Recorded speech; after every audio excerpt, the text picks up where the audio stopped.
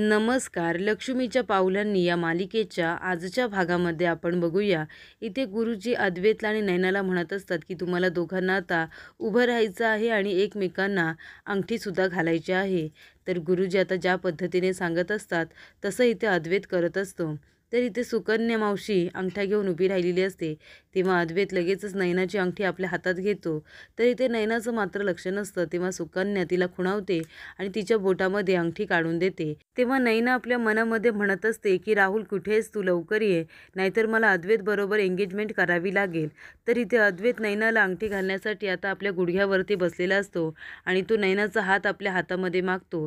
तेव्हा नैना मात्र त्याच्याकडे बघतच उभी राहिलेली असते. तेव्हा मल्हार इथे गमतीमध्येच म्हणत असतो की बरं झालं नैना, तू याला वाट बघायला लावतेस ते. तेव्हा नैना हसते आणि म्हणते नाही, वाट बघायला लावत नाहीये, आणि ती आपला हात आता अद्वैतच्या हातामध्ये देते. तेव्हा अद्वैत लगेचच खुश होऊन तिच्या बोटामध्ये अंगठी घालतो. तेव्हा इथे सोहम म्हणत असतो की नैना वहिनी, आमचा दादासुद्धा एका हिरोपेक्षा कमी नाही आहे बरं का. तुम्हालासुद्धा जर गुडघ्यावरती बसून त्याला अंगठी घालायची असेल तर तुम्ही घालू शकता. तेव्हा अद्वैत म्हणतो नाही नाही, तिने गुडघ्यावरती बसायची काहीच गरज नाही आहे, तू असंच घाल.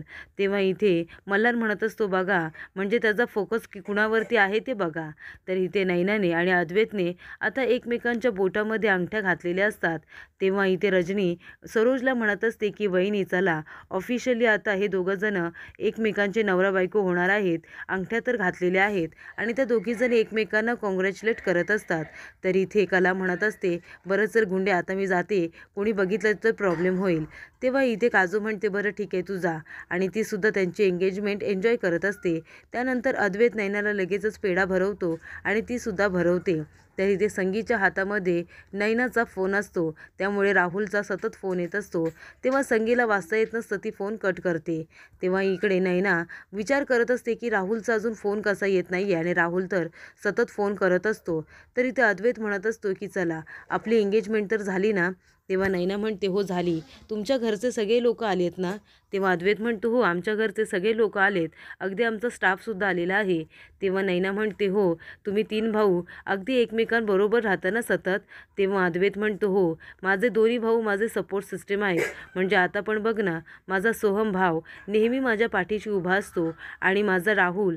तेव्हा इथे नैना म्हणते हा राहुल, मगापासून राहुल इथे दिसत नाही आहे, घरातले सगळेजण आलेत ना. तेव्हा अद्वैत म्हणत असतो की राहुलला जयपूरला जावं लागलं. तिथे जी आपली कंपनी आहे ना, तिथल्या एका वर्करला खूप मार लागला आहे, त्याचा ॲक्सिडेंट झाला आहे, म्हणून राहुलला तिथे अर्जंटली जावं लागलं. तर इथे राहुलचा सतत फोन येत असतो.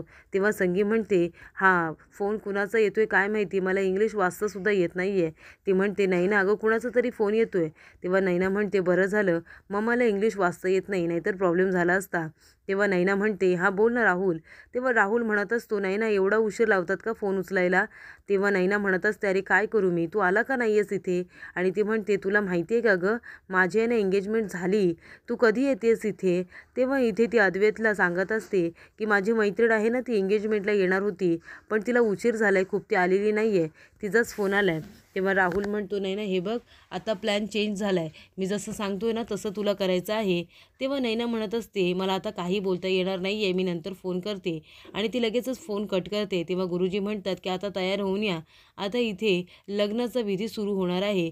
तेवढ्यातच मल्हारला एक फोन येतो, तो बोलण्यासाठी बाहेर जातो आणि त्याच्या मागे स्वरासुद्धा जाते. तर इथे कला आता खूप टेन्शनमध्ये आलेली असते, म्हणजे एंगेजमेंट अगदी व्यवस्थितरित्या पार पडलेली असते, पण पुढे काय, कारण दिवा विझलेला असतो, त्यामुळे कलाची भीती अजून गेलेली नसते. तर इथे संगी आता नैनाला घेऊन आतमध्ये येते मेकअप रूममध्ये, आणि ती म्हणते आता अजिबात वेळ घालवायचा नाही, इथे सगळे दागिने आहेत आणि ब्युटी पार्लरवालीला मी पाठवून देते, लवकरात लवकर तयार व्हायचं आहे. तर इथे संगी बाहेर गेल्यानंतर नैना लगेच राहुलला फोन करते आणि म्हणते राहुल तू इथे आला का नाही आहेस, तुला माहिती आहे तू आला नाहीस म्हणून त्या अद्वैतबरोबर मला एंगेजमेंट करावी लागली. तेव्हा राहुल म्हणतो हे बघ, खूप मोठा प्रॉब्लेम झाला आहे, आता आपल्याला आपला प्लॅन चेंज करायचा आहे, मी सांगतोय तसं कर. तेव्हा नैना म्हणते तू मला फसवत तर नाही आहेस ना. हे बघ, तू मला फसवू नाही शकत.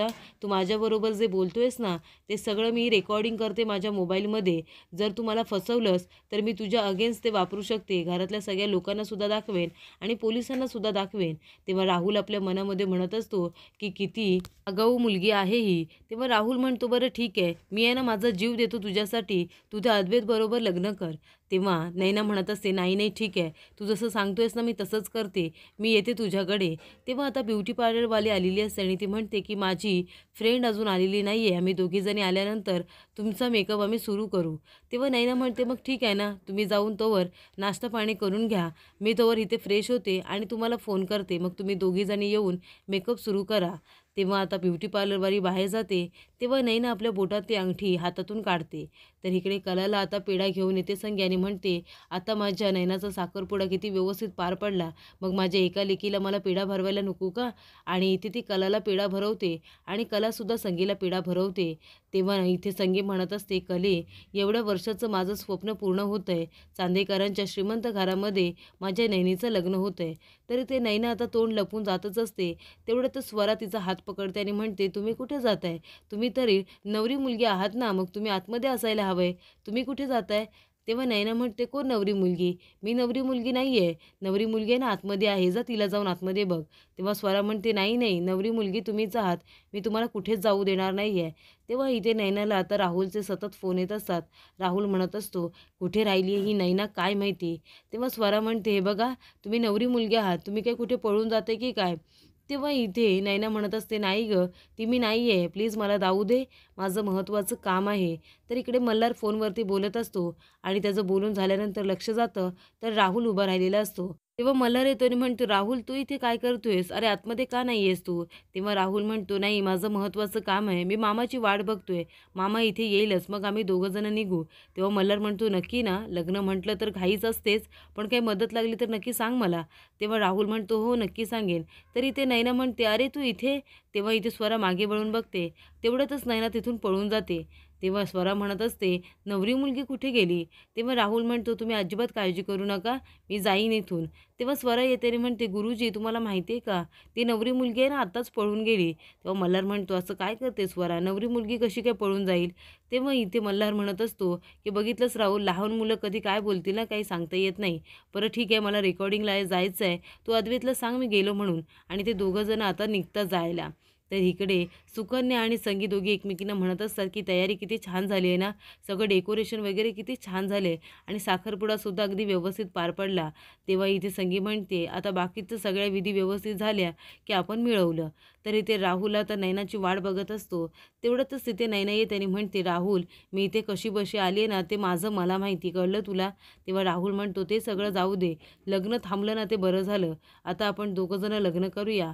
तेव्हा इथे दोघंजणं लगेच एकमेकांना मिठी मारतात, खूप जास्त खुश झालेले असतात.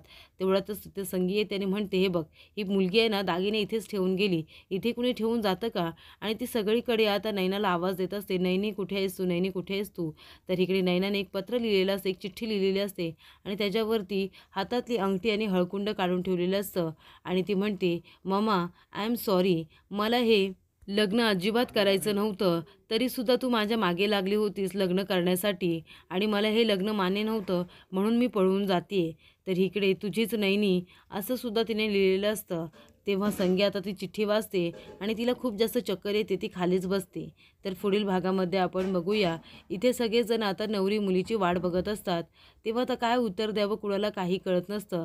तेव्हा संगी जाते आणि आत्महत्या करण्याचा प्रयत्न करत असते. तेव्हा नैना राहुल जाताना पक्याने बघितलेलं असतं. पक्या येते आणि गुंड्याला सांगतो की नैनाताई कुणाबरोबर तरी पळून गेली. ही बातमी आता गुंड्या कलाला सांगते. तेव्हा कला आता संगीला बघायला येते तर संगी स्वतःचा जीव देण्याचा प्रयत्न करत असते.